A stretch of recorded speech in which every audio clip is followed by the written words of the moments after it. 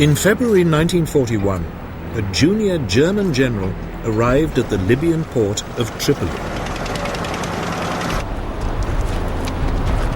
Erwin Rommel was one of the rising stars of the German army and had been chosen by Hitler as the man to rescue his Italian ally and retake North Africa for the Axis powers.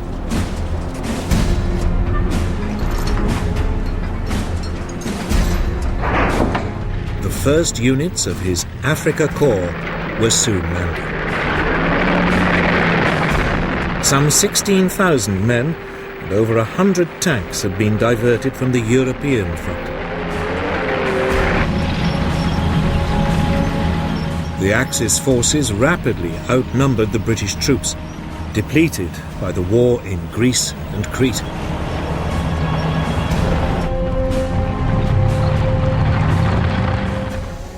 Rommel advanced towards the British positions at El Aghela and attacked.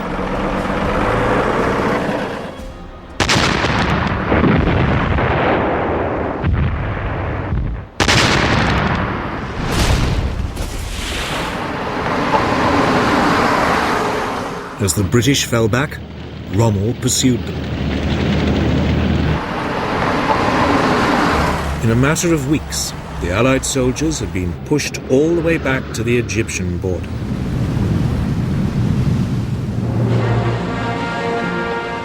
But in the retreat, a division of Australian troops had been cut off by the Germans in the Libyan port of Tobruk. The British commander, Sir Archibald Wavell, now launched 2 successive attempts to relieve them.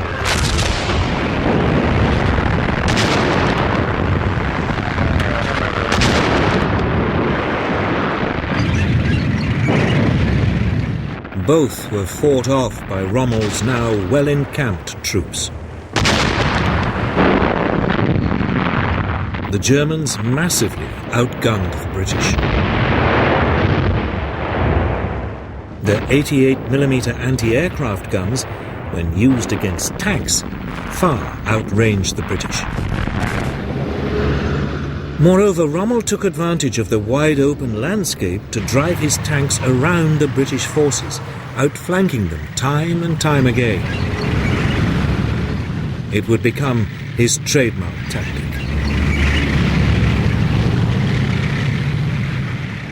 The British press, half grudgingly, half admiringly, nicknamed Rommel the Desert Fox.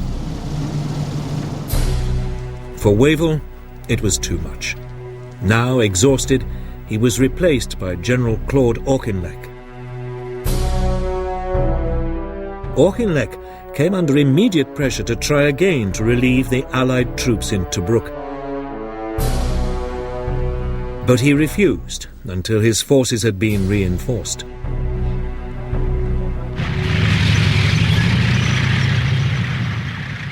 Then, on November the 18th, 1941, he launched a major assault.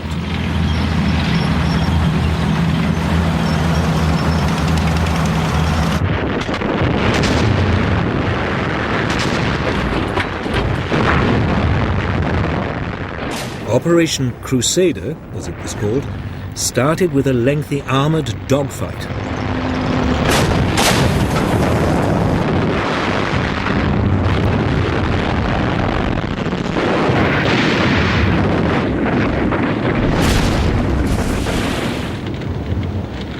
Again, the British tanks suffered heavy casualties. But the infantry slowly moved forward.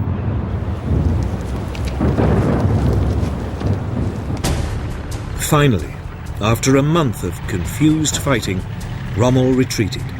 Tobruk had been relieved. The Axis units fell back along the coast, all the way to their starting point at El Aghela.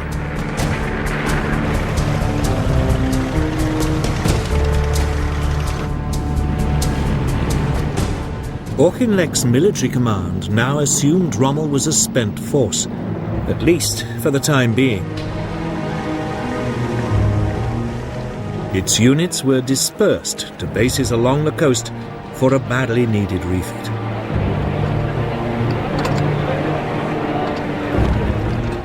it was a mistake.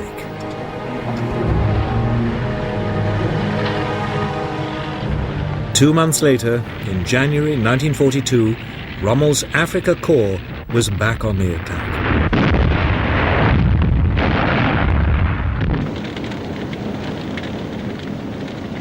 It quickly brushed aside the forward units of a now unprepared British army. The chase along the coast of Africa began all over again.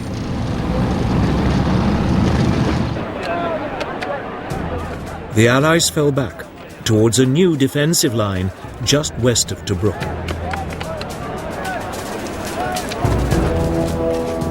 Here, a series of defensive positions, known as the Gazala Line, were constructed. Rommel attacked it at the end of May 1942.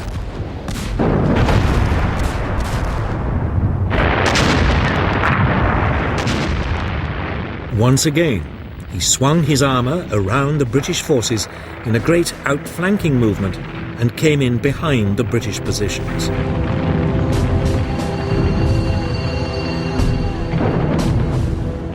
But this time the British were prepared for it and tried in turn to outflank Rommel.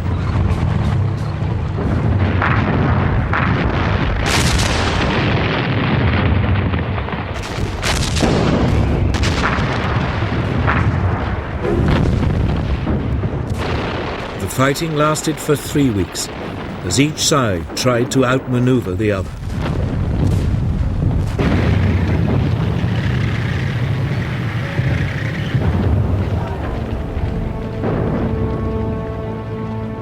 Eventually, the British were forced to retreat.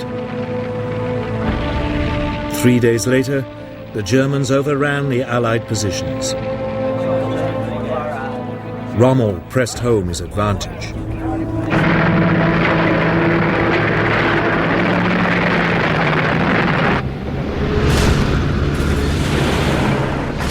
The British withdrawal threatened to become a rout. Finally, Auchinleck turned to face his enemy at the Egyptian village of El Alamein. His southern flank rested on the Katara Depression, an area impassable to tanks.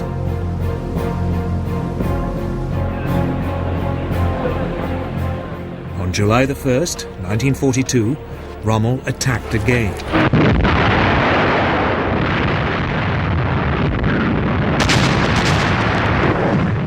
This time, the British defences held.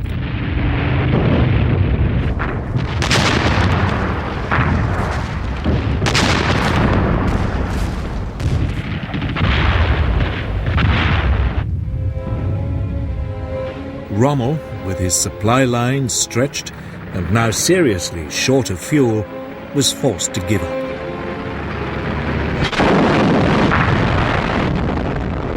Now Auchinleck attempted a counterattack. For the rest of July, the two sides pushed at each other like exhausted boxers.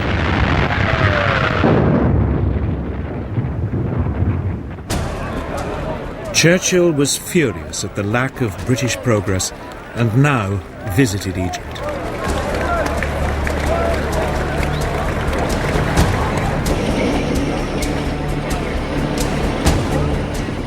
It was time for yet another change of leadership. Auchinleck was replaced by not one, but two generals. General Harold Alexander as Commander-in-Chief Near East, and General Bernard Montgomery as Commander of 8th Army. The British and Axis forces had fought each other to a standstill. There was no clear winner, and the fate of North Africa still hung in the balance. Everything would now depend on whether the British could throttle the Axis supply routes across the Mediterranean.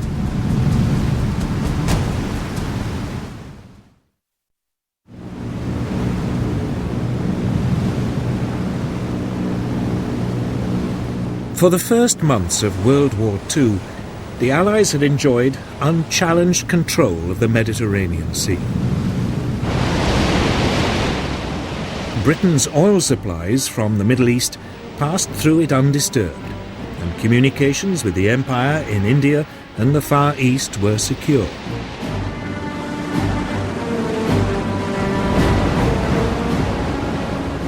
Italy's entry into the war changed all that.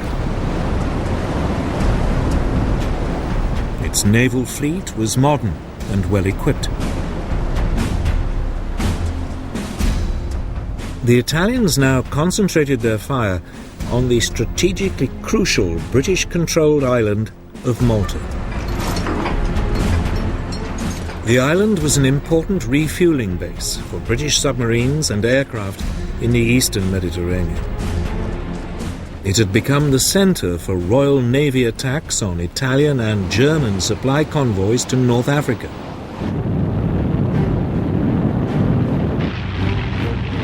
In summer 1940, Italy bombed it.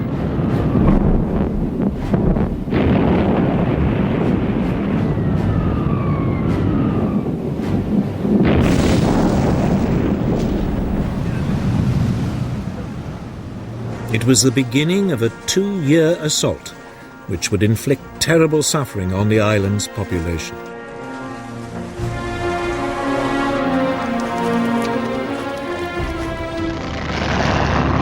Yet for all Malta's strategic significance, Britain was caught on the hop.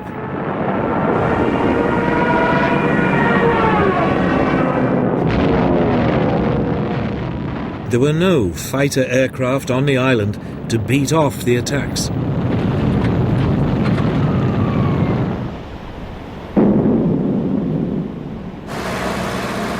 Then, almost by accident, 4 Gladiator fighter biplanes were found in crates on the island. They were hastily assembled.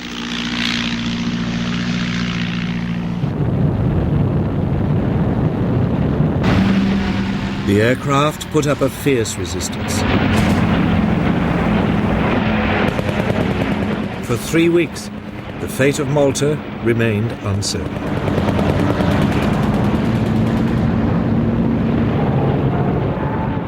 Then, finally, British fighter reinforcements arrived, and the Italian bombers were temporarily beaten off.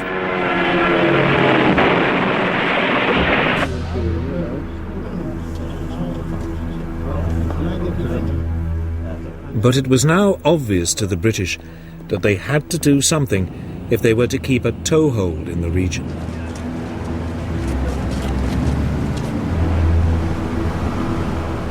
That winter, Britain launched what it hoped would be a knockout blow against the Italian Navy.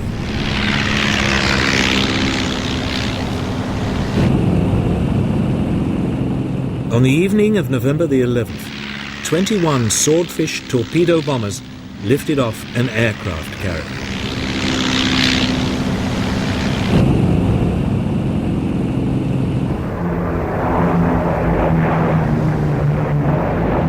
They swept in on the Italian fleet, anchored in its base at Taranto. The Italians hadn't expected it.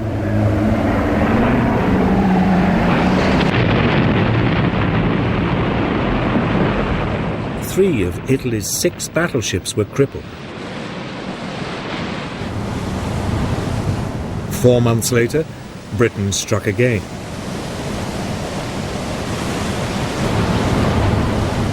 The Italian fleet was again caught off guard off the coast of Greece.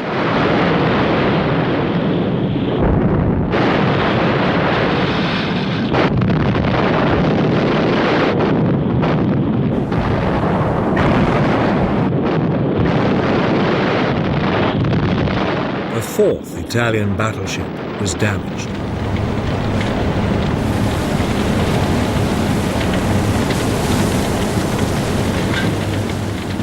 Mussolini's challenge to the British Navy was finished.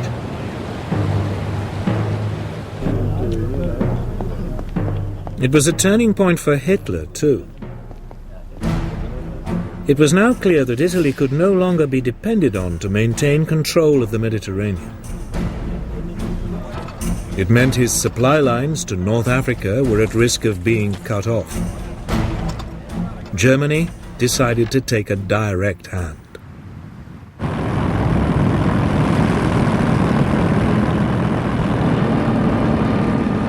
In early 1941, the Luftwaffe bombed Malta.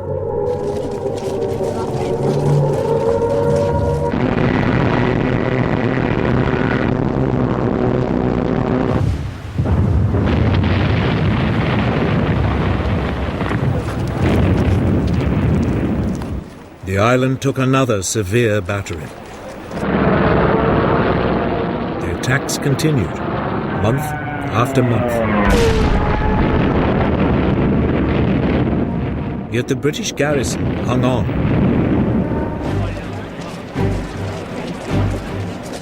During an interlude in the German bombardment in autumn 1941, it even managed to step up its attacks on the Axis supply convoys to North Africa.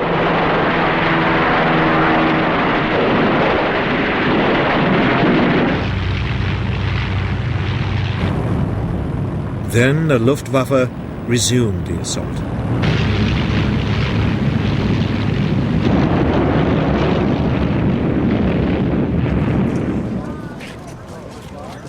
But despite the battering, the people of Malta held on.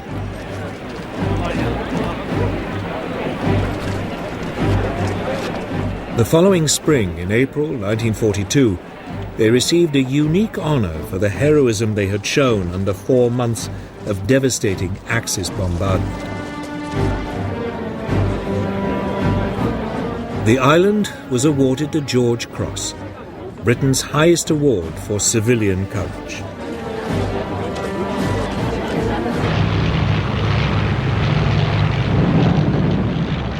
But by the summer of 1942, Malta was running short of supplies and ammunition. In mid-June, the British Navy sent convoys from Gibraltar and Egypt to relieve it.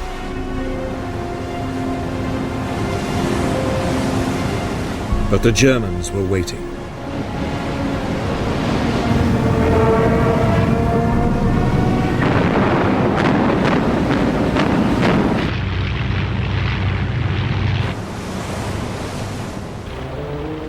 Just 2 of the 17 ships got through. The situation on the island was getting desperate. It was time for some decisive action. In August, Britain launched Operation Pedestal, the biggest convoy ever sent to Malta. 14 merchant ships entered the Mediterranean through the Straits of Gibraltar. They were accompanied by a large naval escort.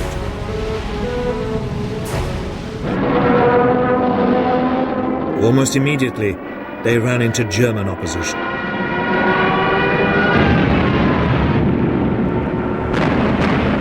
For 3 days, there was a ferocious sea battle as Axis submarines and aircraft attempted to stop and sink the convoy.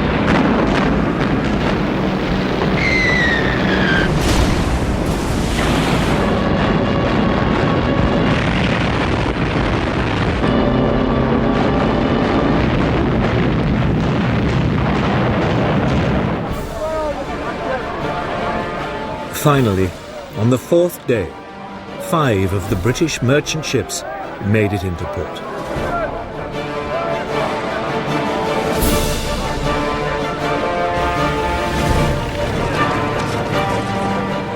They brought with them just enough supplies to keep the island going. Malta had been rescued. It meant the Allies could continue to harass the Axis supply lines to North Africa. It was a strategic advantage that was about to prove crucial to the future of what would happen in North Africa.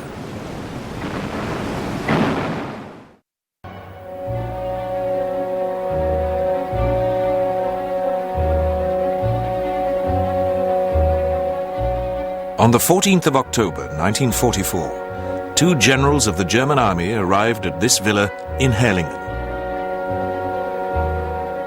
It was the home of one of their country's most distinguished soldiers, Field Marshal Erwin Rommel, his wife Lucy, and son Manfred.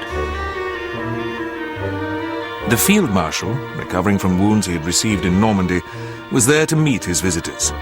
But this was no social call.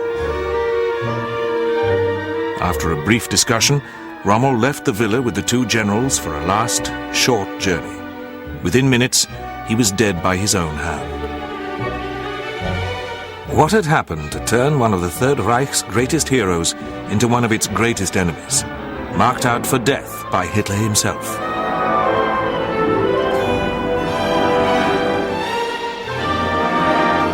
Rommel had been a loyal servant of Adolf Hitler, but Rommel's reputation has never been stained by the crimes of the Nazi regime. Rommel was laid to rest as a hero, but his death had been ordered by his Führer. The preparations for his funeral had been put in hand while he was still alive. The wreaths ordered, the tributes written in advance. It was all a charade, a matter of public relations.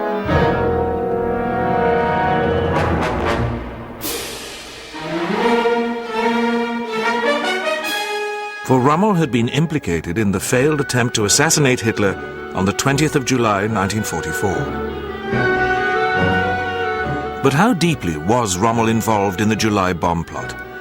Did he know of the plan to murder his commander-in-chief?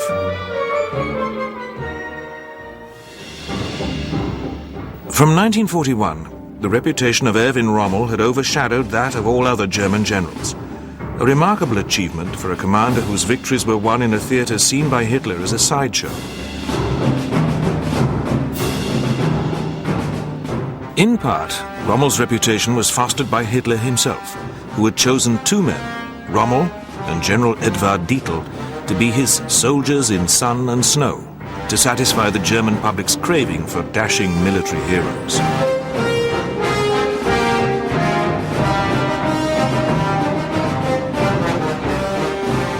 Rommel remains a legend, as compelling now as when he ranged over the battlefield. Unlike Rommel, Dietl was an ardent Nazi who had played a part in Hitler's abortive military coup in Munich in 1923.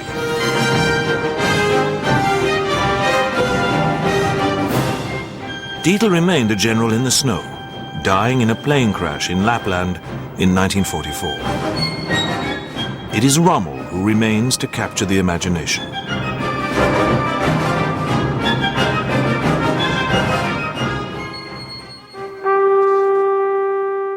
Erwin Rommel was born on the 15th of November, 1891, in the town of Heidenheim, in Württemberg. He did not come from a military family. His father was a reasonably successful provincial doctor. Their home reflected the modest bourgeois origins of Erwin Rommel and his brothers and sisters. At school, Erwin Rommel was a sickly, dreamy child. But as an adolescent, he developed harder edges and a keen mathematical mind. His father encouraged Rommel to join the army. In the summer of 1910, he became an officer cadet at the military school in Danzig, on the Baltic. After cadet school, Rommel joined the 124th Württemberg Infantry Regiment. It was during this period in his life that Rommel met Lucy Mollin, whom he was to marry in 1916. The military world in which Rommel matured was one of simple, unquestioning loyalties, duty to the Kaiser and to the fatherland. Even at this early stage in his career, however, there was something that marked the young Rommel out from his contemporaries. He was a teetotaler and non-smoker, dedicated to his profession. Soon Rommel's professionalism and that of the German army would be tested in the heat of battle. In September 1914, Germany went to war. For more than 2 years, Rommel remained on the Western Front, where the hopes of quick victory were replaced by the charnel house of trench warfare. He was a slight figure, but Rommel's courage and personality cast a spell over all who met him. The autumn of 1917 found Rommel in Italy, commanding a battalion of mountain troops. By now he was the much-wounded holder of an Iron Cross First Class. As a young officer on the Western Front, Rommel had displayed a flair for infiltration tactics which had earned him a transfer to a mountain battalion. These units were designed to perform special tasks in small battle groups, whose commanders were allowed a freedom of action far greater than would normally be permitted by their rank. This presented Rommel with the perfect opportunity to demonstrate his dash as a commander.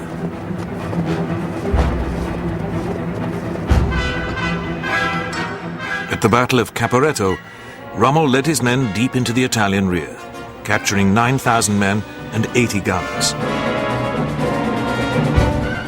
His youthful promise had been more than fulfilled. Rommel was awarded the Pour le Mérite. He was 27 when the war ended in a German surrender, which was quickly followed by political chaos at home.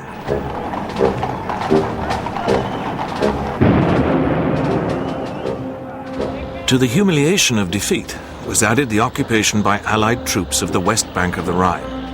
Crippling war reparations were imposed on Germany, and its army reduced to 100,000 men.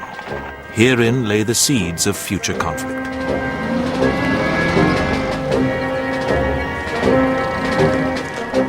After the war, Rommel remained in the German army. A civilian life would have been unthinkable for him. He became the commander of a rifle company, a post he would hold for the next 9 years.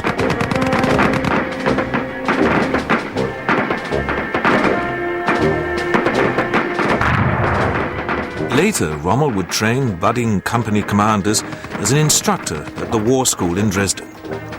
Haunted by the slaughter of the trenches, Rommel declared that, first and foremost, he wanted to teach the army's future company commanders how to save lives. In October 1933, Rommel was given command of a Jaeger battalion in the Harz Mountains. It was here in 1934 that he met Adolf Hitler, now Chancellor of Germany, for the first time. Rommel refused to mount the planned parade of his troops until Hitler's SS Guard, the Leibstandarte, had been removed. It was a remarkable act of courage on the part of an obscure colonel so slight that his helmet looked like a coal scuttle. Hitler had come to power in December 1933, his accession as Chancellor blessed by President Hindenburg, the aging symbol of Prussian militarism.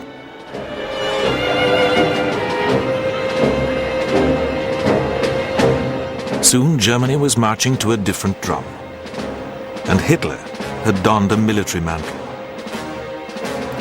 The passing of the old German military order was symbolized by the burial of Hindenburg at the massive monument raised to him in East Prussia, scene of a crushing victory over the Russians in 1914.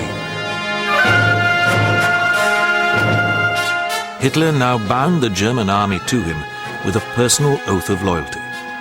As head of state and commander-in-chief of the armed forces, he was the dictator of Germany. Rommel and Lucy now had a son, Manfred. Rommel was still completely non-political, a soldier pure and simple, uncomfortable in civilian clothes. He reserved his contempt for the Sturmbataillon, or SA, the Nazi Party's million-strong private army of stormtroopers whose ambition was to absorb Germany's small professional army in a process of permanent revolution. The SA was as big a threat to Adolf Hitler as it was to the army.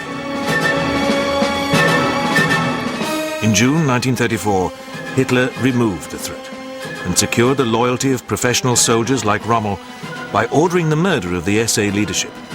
The SA still marched, its torches blazing, but its teeth had been drawn.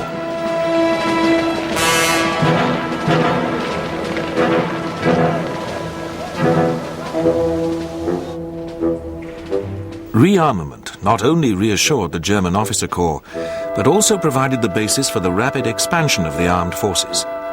Skillful propaganda concealed their underlying weakness and played on the fears of British and French politicians who dreaded a new bloodletting even more terrible than that in France in the First World War. When Hitler reoccupied the demilitarized Rhineland in 1936, against the advice of the senior generals, the British and French sat on their hands. This bloodless victory impressed Rommel as much as it did millions of other patriotic Germans. And by now, Rommel was a man on the move. 1937 saw the publication of a best-selling tactical manual written by Rommel, The Infantry Attacks. That same year, the teacher of the officer corps became a student. Rommel attended the first of a series of Nazi indoctrination courses for army officers. He was now convinced that the officer corps must be politicized and ready to fight for the Führer's new policies.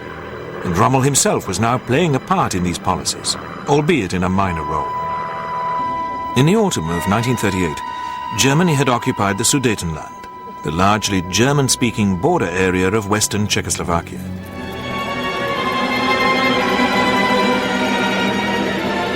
When the triumphant Hitler arrived in the Sudetenland, his escort for the occasion was provided by a battalion under the command of Rommel. Rommel then enjoyed a less successful attachment with the Hitler Youth Movement, during which he fell out with its unappetizing leader, Baldur von Schirach. Soon a German soldier's duty to fight for the Führer's policy would be transferred from the parade ground to the battlefield.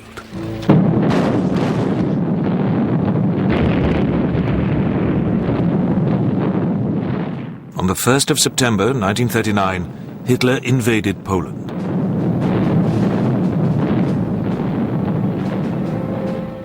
Rommel, now a major general, commanded the Führer's personal headquarters in Poland.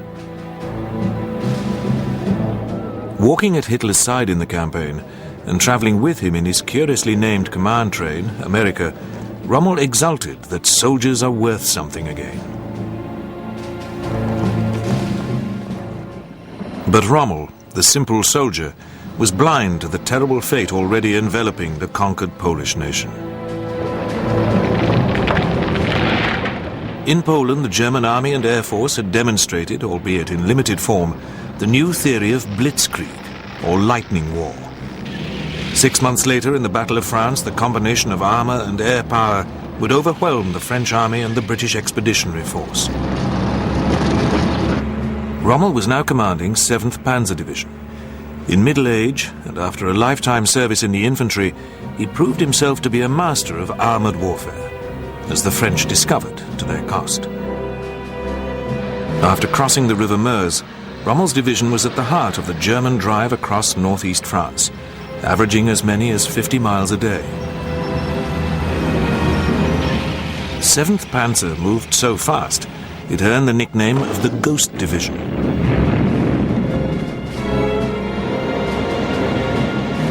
But the havoc it left in its wake was all too real.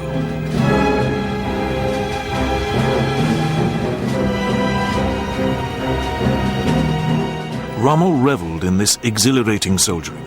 He wrote to Lucy, "I've been in action for days on end, constantly on the move in tank, armored car or staff car. There's no time to sleep at all. In a mechanized division, you've got to be so damned fast. So far, I have been." By the end of May, 7th Panzer had trapped half of the French First Army, and within 48 hours, Rommel was recounting his success to Hitler at the Führer's headquarters in the Ardennes. The bond between Hitler and Rommel was strengthened when the Führer greeted him with the words, "We were all very worried about you." Back in action, the Ghost Division raced over the River Somme, scene of the terrible carnage in the summer of 1916, and, under a broiling sun, turned north towards the Channel coast. Rommel, who was relishing the publicity he attracted, made sure that he was there when his forward tanks reached the sea, getting his boots wet for the cameras. At Saint-Valery, Rommel took a dozen French and British generals prisoner, including Disconsolate General Fortune of the 51st Highland Division. By now, Rommel and 7th Panzer had taken nearly 100,000 prisoners. But his very success and the attention it attracted was breeding resentment among many of Rommel's peers in the army. In February 1941, while the rest of the German army was preparing for the invasion of the Soviet Union, Rommel was chosen by Hitler to lead an armored expeditionary force, the Africa Corps, to help Germany's Italian allies in North Africa. The British had been giving the Italian forces in Libya a hard time. In December 1940, the British Western Force, commanded by Field Marshal Wavell, had launched an offensive from Egypt, which had driven the Italians out of eastern Libya. Rommel and the first elements of the Africa Corps arrived at the port of Tripoli in western Libya in February 1941. Undaunted by the rout of the Italians, Rommel defied orders and immediately went on to the offensive. He caught the overstretched British deployed piecemeal and with most of their tanks in need of repair. They were unceremoniously swept back across the Egyptian frontier.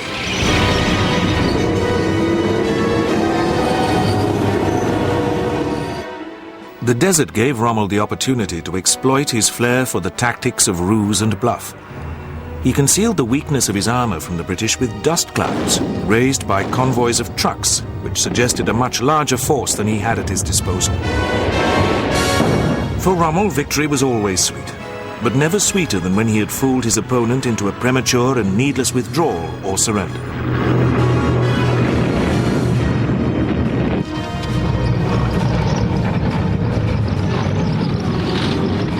For the next 18 months, Rommel retained the initiative, constantly in the thick of the fighting. A nightmare for his staff, as he was often out of touch with his headquarters, but an inspiration when he arrived at a critical point to lead or attack. The Desert War was a seesaw affair, confined to leaps along the Mediterranean coast, from supply point to supply point, and swinging hooks delivered through the desert. Rommel's first offensive had carried the Africa Corps across the western border of Egypt and brought the port of Tobruk, held by the Australians, under siege. In November 1941, a new British commander, General Auchinleck, launched a counter-offensive which shunted Rommel westward, but failed to cut off the Africa Corps' retreating columns. Rommel excelled in the cut and thrust of desert warfare. He was unconventional in his handling of armor, often using his tanks as bait to lure the British armor into traps lined with his anti-tank guns.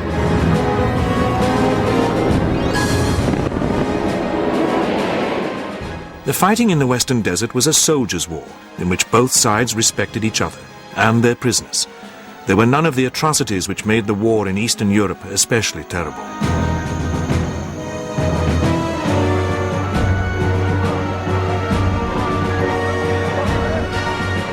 Out of uniform, the Desert Fox was disarmingly ordinary, a small, balding man with a head which seemed too big for his body.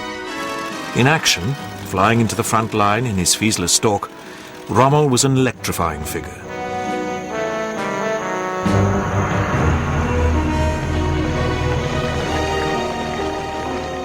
He even forced Auchinleck to write, "I am not jealous of Rommel."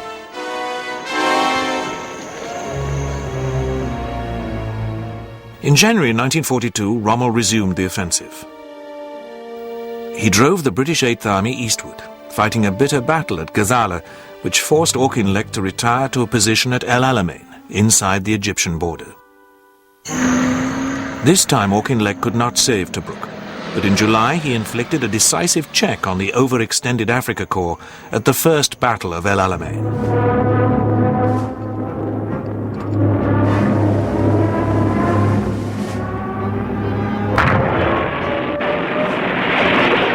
It saved 8th Army, but did not save its commander.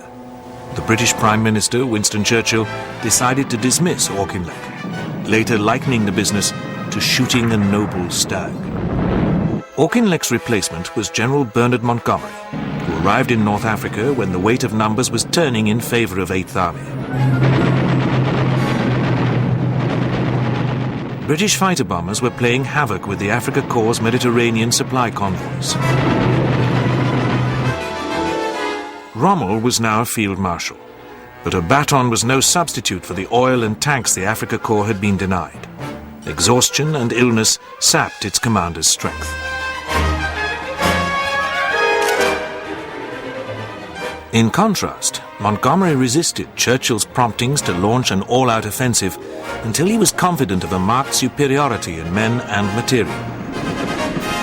Like Rommel, he was haunted by the senseless waste he had witnessed in the First World War. Like Rommel, he was a husbander of men's lives, although Monty's methods were those of caution rather than daring unorthodoxy. Monty kept a portrait of his charismatic opponent in his caravan headquarters, the better to get to know the enemy. Rommel did not return the compliment.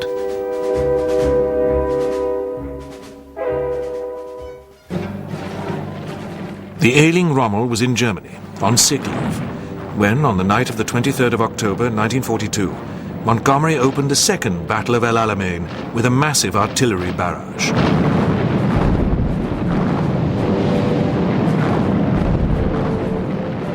Rommel came hurrying back to North Africa, but could not stem the breakthrough made after a week-long infantry slogging match by 8th Army's tanks.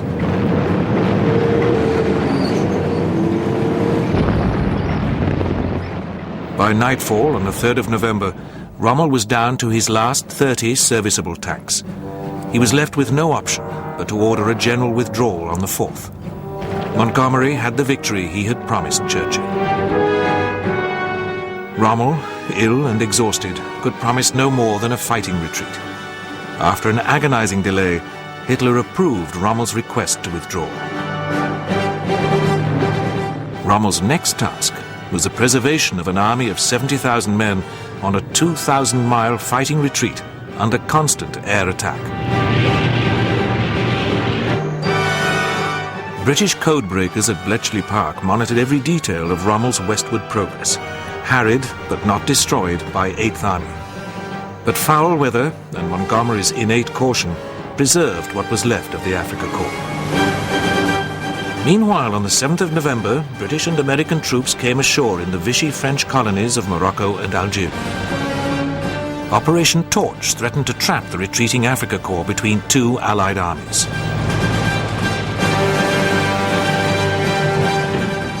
The Torch landing force had the men and machines, but as yet did not possess the fighting mettle of the Afrika Korps. When they came face to face with Rommel's retreating veterans, the raw troops of the American Second Corps were given a savage mauling at the Kasserine Pass. But Rommel was now on the edge of physical collapse, like a marathon runner tottering towards the tape. Victory at Kasserine had freed him to turn south to square accounts with the pursuing 8th Army. But he was repulsed at Medellin on the 6th of March.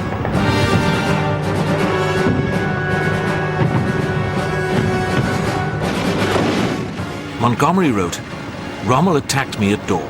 It was very foolish of him. I have 500 6-pounder anti-tank guns. I have 400 tanks, and I have good infantry holding strong pivots and a great weight of artillery. The man must be mad."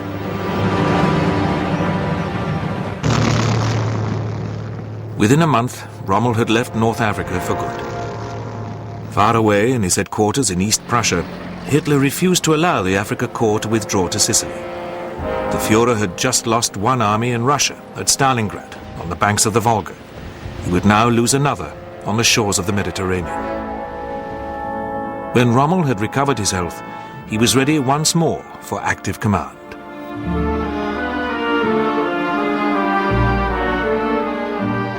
In August 1943, he was appointed commander of German troops in northern Italy.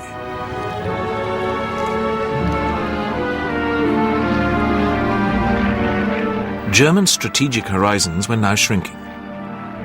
In 1942, at Hitler's headquarters in East Prussia, Rommel had discussed with the Führer Plan Orient, the seizure of the rich oil fields of the Middle East. Now the European perimeter of the Third Reich was under threat. Hitler's sweeping geopolitical daydreams had been blown away to be replaced by the grimmer concept of Fortress Europe. Rommel was now to be the architect of concrete barriers rather than sweeping battle plans. At the end of 1943, Rommel was appointed commander of Army Group B in northern France, under the Commander-in-Chief West, Field Marshal Geert von Rundstedt.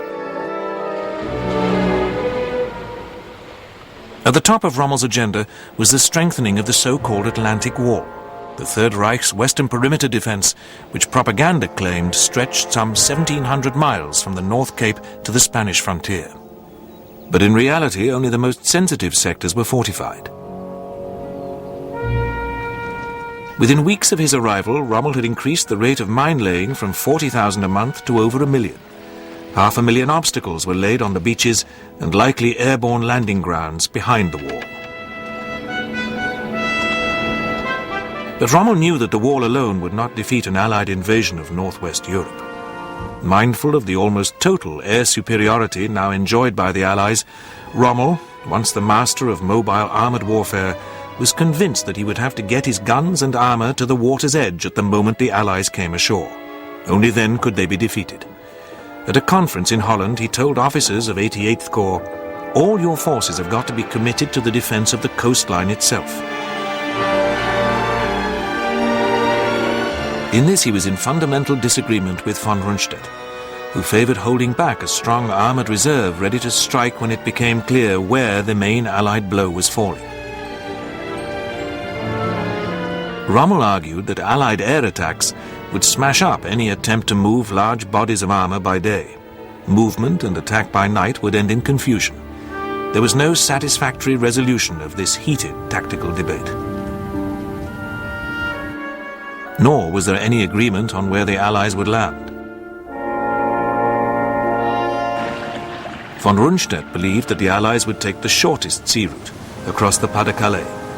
Rommel became increasingly anxious about the possibility of landings on the western coast of Normandy, between Caen and Cherbourg. In the end, he was proved correct. The Allies had decided to land in Normandy as early as the summer of 1943, but they employed a brilliant deception plan to persuade the German High Command that their intention was to land further east, near Calais. Dummy air forces came to life around the port of Dover. Landing stages were prepared to accommodate landing craft made solely for the benefit of the handful of Luftwaffe reconnaissance aircraft allowed to penetrate British airspace.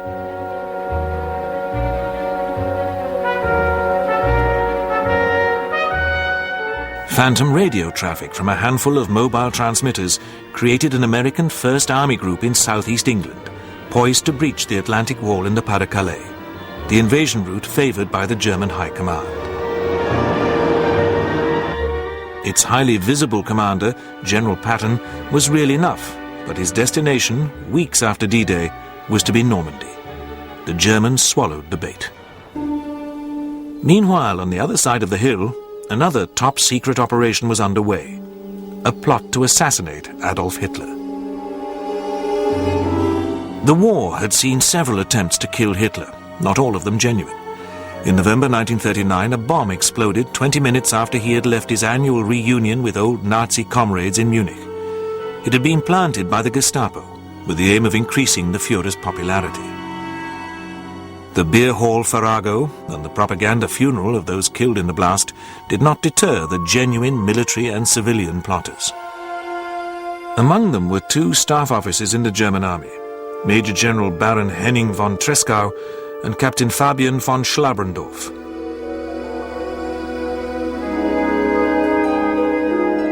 In 1943, they nearly succeeded in killing Hitler when the Führer visited the Russian front. They placed a brandy bottle, packed with British plastic explosive, aboard the aircraft which was to fly the Führer back to his headquarters at Rastenburg.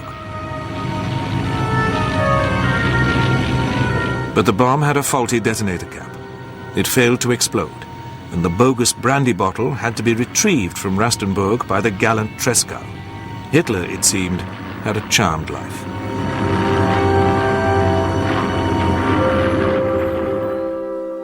The circle of conspirators in the German High Command grew wider.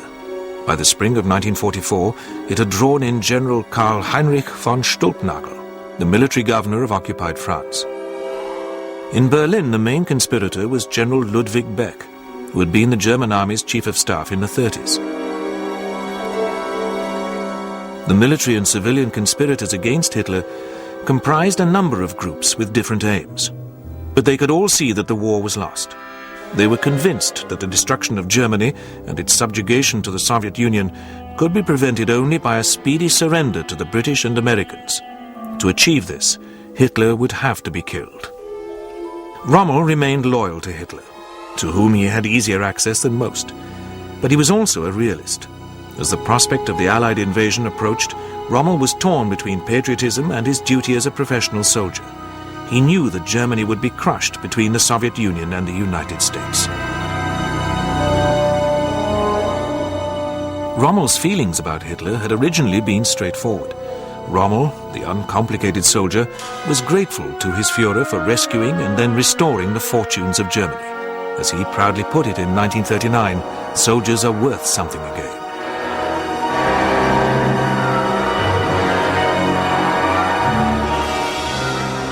But the gathering evil which had accompanied this revival, indeed had fueled it, was beyond Rommel's comprehension.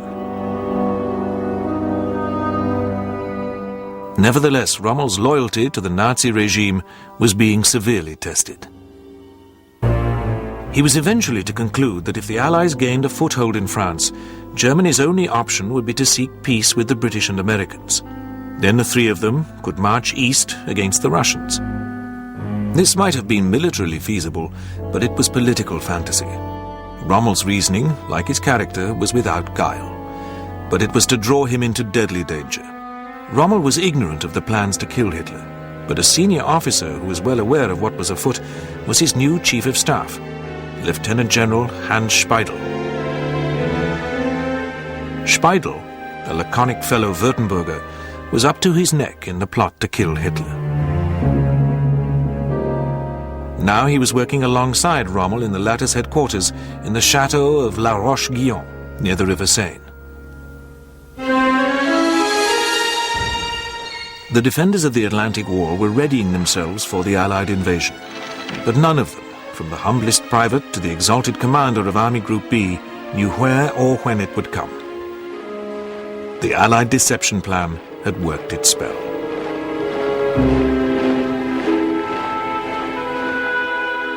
For Rommel, however, there was a domestic matter to attend to. His wife Lucy's 50th birthday was on the 6th of June. On the 4th of June, Rommel left La Roche-Guyon for Herlingen. Speidel remained in charge of Rommel's headquarters. On the other side of the Channel, the countdown to D-Day had begun. In the small hours of the 6th of June, American paratroops landed in Normandy on the western flank of the Allied beachhead.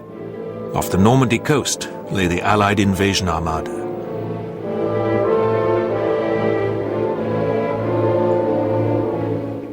With the dawn came bombardment from the air and from the warships lying off the coast.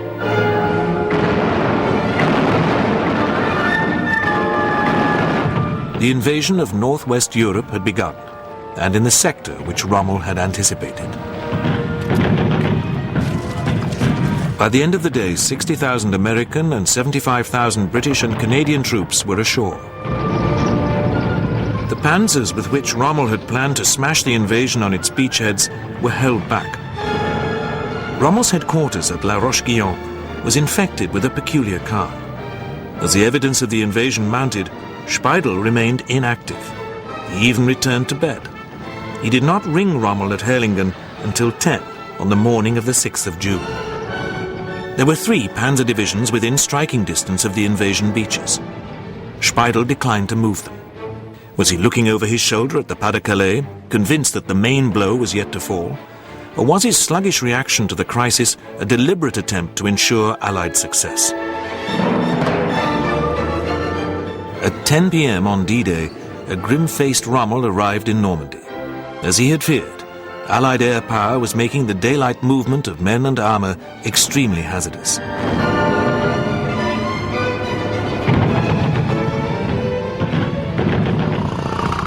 Displaying all his old energy, Rommel now threw himself into the battle which was raging in the sunken lanes and hedgerows of the Normandy bocage.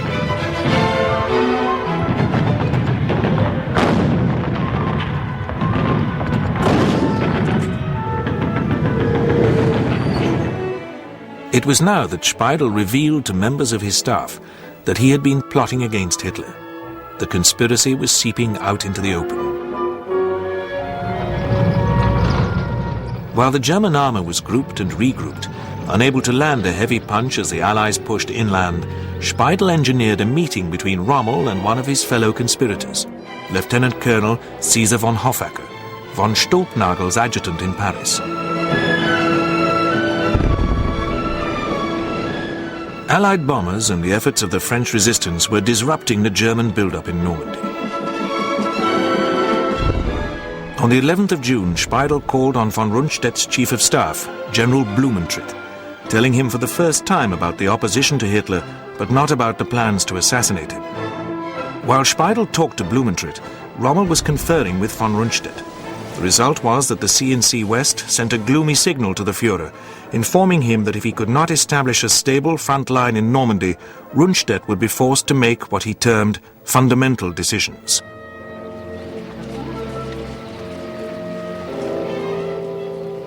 As Speidel and Rommel motored back to La Roche-Guyon, Speidel attempted to draw his chief into the circle of conspirators, playing on the Field Marshal's troubled conscience over the stories of the death camps established in eastern Poland.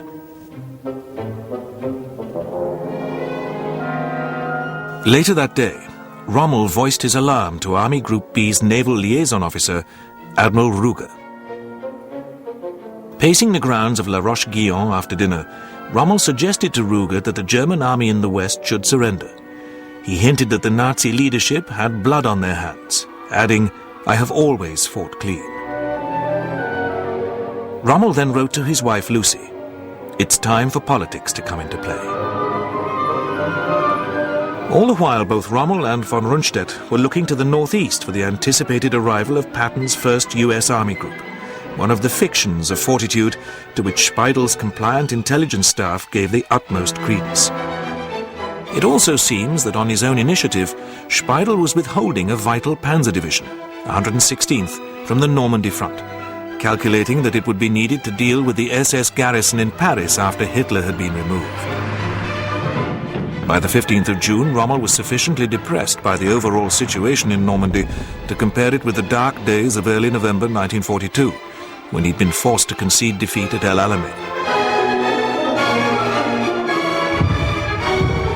He demanded that a representative of the High Command come to Normandy to see for himself the odds against which his troops were fighting. He was in for a surprise. On the morning of the 17th of June, Hitler arrived in France to meet his generals. The Führer had divined that Rommel was in the same mood which had overtaken him before the retreat from El Alamein. The line of retreat from Normandy led straight to Berlin. Rommel, von Rundstedt and their respective staffs traveled to meet Hitler at his headquarters near Soissons. In this bunker complex, 300 miles from the fighting in Normandy, Rommel and von Rundstedt confronted the Führer. In the presence of Hitler, Rommel seemed to regain much of his old confidence. For the last time, the Führer cast his spell. He told Rommel that thousands of V-1 rockets were now raining down on a defenseless London, an exaggeration which seemed visibly to put a new spring in the Field Marshal's step. It would not last. On the 26th of June, the Americans broke through at Saint-Lô and began to seal off the Cotentin Peninsula. To the east, Montgomery was hammering away at Caen.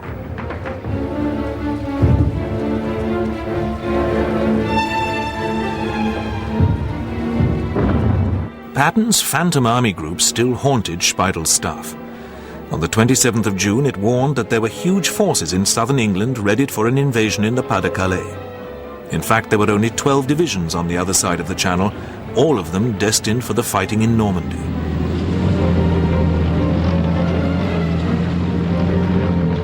At the end of the month, Rommel joined the senior commanders in the West for a conference with Hitler at the Berghof, the Führer's mountain retreat in Bavaria. Rommel had told von Rundstedt that the war must be stopped now. I intend to make no bones about it when I see Hitler. At the Berghof, Rommel bravely attempted to confront Hitler with what he knew to be the truth. He told Hitler he could not leave the meeting without speaking on the subject of Germany. Hitler asked Rommel to leave the room immediately. The conference continued without Rommel. He was never to see Adolf Hitler again. Back in Normandy, Rommel received yet another visitor. Field Marshal Kluge, a veteran of the Eastern Front, had arrived to replace von Rundstedt at CNC West. Kluge knew of the plot against Hitler, but had kept his distance from it. Kluge and Rommel did not hit it off when they met. By now, Stulpnagel in Paris and Speidel at Rommel's headquarters were becoming increasingly desperate to win Rommel over. Once again, the persuasive Hoffacker was dispatched to La Roche-Guyon to draw Rommel into the circle of conspirators. The mission sealed the Field Marshal's fate. Hoffacker returned to Paris convinced that he had won Rommel over. Rommel, however, remained ignorant of the plan to kill Hitler, a move he would never have supported. But in Paris, Hoffacker told his Confederates that Rommel had placed himself entirely at their disposal. Nothing could have been further from the truth. Hoffacker then travelled to Berlin, where he met his cousin, Claus von Stauffenberg, the wounded veteran of the Eastern Front who had been chosen as Hitler's assassin. On the 16th of July, Stauffenberg informed the plotters that the field marshals in the West were with them. Haunted by the spectre of defeat in Normandy, Rommel was torn between lingering loyalty to Hitler and his duty as a professional soldier.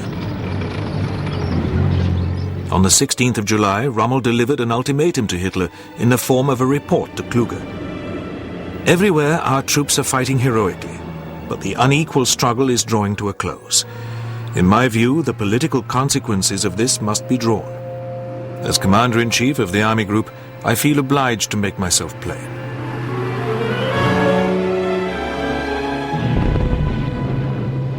Time was running out for Rommel. The roads on which he drove 250 miles a day in his powerful staff car were regularly strafed by Allied fighters. On the ground, a team from the British Special Air Service, the SAS, were keeping a watch on La Roche-Guyon and awaiting the arrival of a hit squad to assassinate Rommel.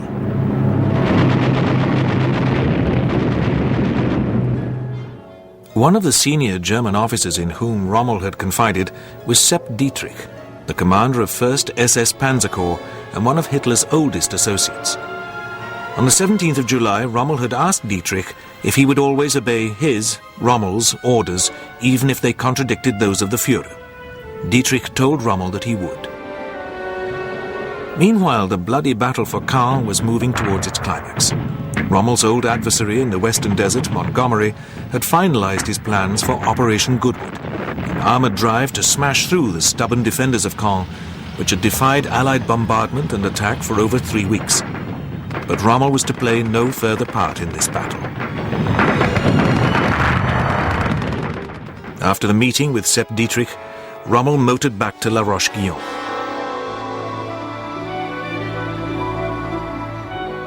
At 6 p.m., his staff car was attacked by 2 Spitfires. Rommel's driver was killed, and Rommel received serious head wounds. One of the Spitfire pilots caught their target with his gun camera. Rommel's luck had run out.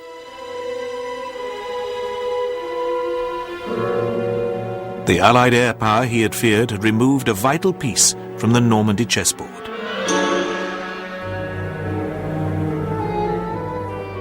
Rommel regained consciousness in the Luftwaffe hospital in Bernay on the 18th of July. The struggle for Caen had been his last battle. 2 days later, at Hitler's headquarters in East Prussia, von Stauffenberg placed a briefcase bomb under the table at which Adolf Hitler was holding his daily conference. The explosion ripped through the hut, killing 3 officers but sparing Hitler.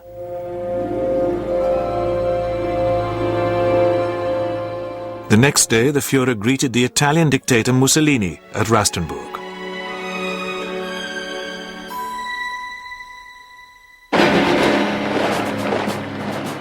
The plot against Hitler had failed.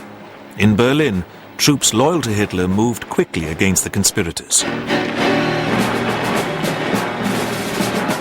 Many of the ringleaders, including von Stauffenberg, were summarily executed.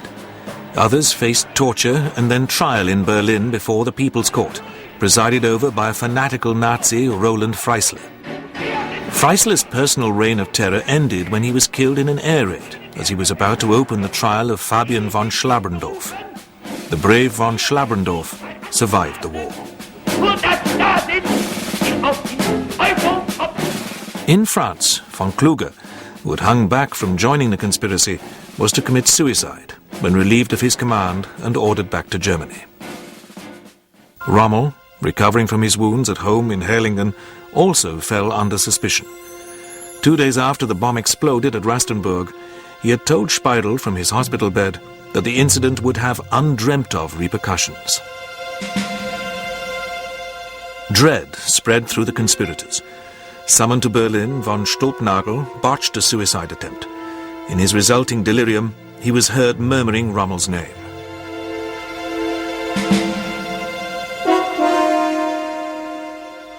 Hoffacker, who had been urged to flee, stayed put, and in an attempt to save his own skin, fingered Rommel.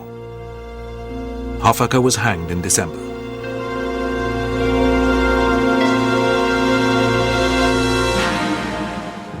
Gestapo reports of the suicide attempts and subsequent interrogations were rushed to Hitler. On the 12th of August, Heinrich Himmler, chief of the SS, arrived to see the Führer. In his briefcase was a notepad on which was written, Item 6, West, Kluge and Rommel. The shadows were closing in on the Desert Fox. And on General Speidel, who was interrogated by the Gestapo and then, at the beginning of October, called before an army court of honor. Inevitably, the trial of Speidel was also the trial of his boss, Erwin Rommel. Speidel, the great survivor, wriggled free. Rommel, who had no friends at Hitler's court, was doomed. At Herlingen, where he'd been convalescing since the 7th of August, Rommel knew that he'd been placed under constant surveillance by the Gestapo. On the 7th of October, Rommel received a summons to Berlin from General Keitel, Hitler's chief of staff. He declined, pleading poor health. Plans were already being made for Rommel's funeral. On the 13th of October, General Wilhelm Burgdorf, Hitler's senior adjutant, traveled to Herlingen from Berlin. Burgdorf was accompanied by Major General Ernst Meissel, head of the legal section of the personnel branch of the German army. Burgdorf and Meissel arrived at Rommel's house at noon on the 14th of October. The Field Marshal received them in his Afrika Korps uniform. Before Rommel left with the two generals, he told Lucy and Manfred of his fate. He had been given the alternative of trial or suicide. He had chosen suicide. Death lay 200 yards down the road, a cyanide capsule in the back seat of Burgdorf's limousine. Hitler had many of the conspirators hanged on piano wire and then drooled over the film of their death agonies. Rommel, who had never contemplated Hitler's death, remained a hero to the German people and was given a funeral to match his status. Manfred, an auxiliary firefighter, paid his last respects with his mother.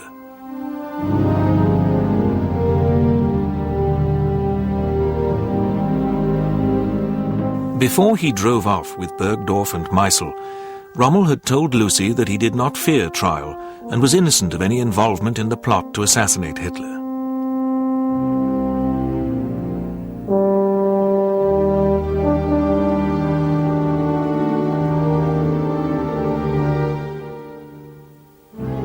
But Rommel had been prepared to support the removal of Hitler as a preliminary to negotiating a surrender to the British and Americans.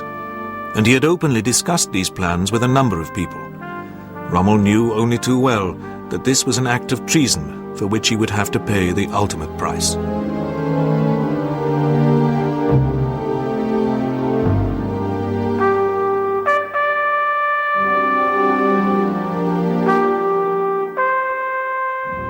Rommel never feared death. Its wings had brushed him many times. He was a patriot, and above all, the general in the sun.